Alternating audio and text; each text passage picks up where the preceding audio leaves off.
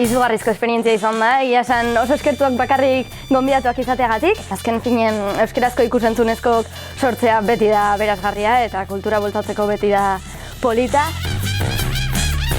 Argi dago, merkatuan eta umeen artean badagola nahia ikusteko ikusentzunezko euskeraz eta musikalak guazen dan bezala eta ikustea orain luzemetrai bat eta animazio bat egiteko bultzada hori eta impultsio hori egon dela, egia esan oso polita.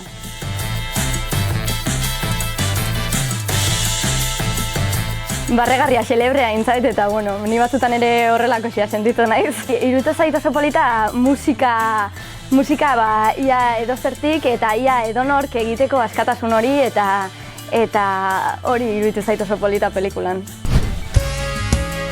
Apirilaren 8tik aurrera, zinema aretoetan.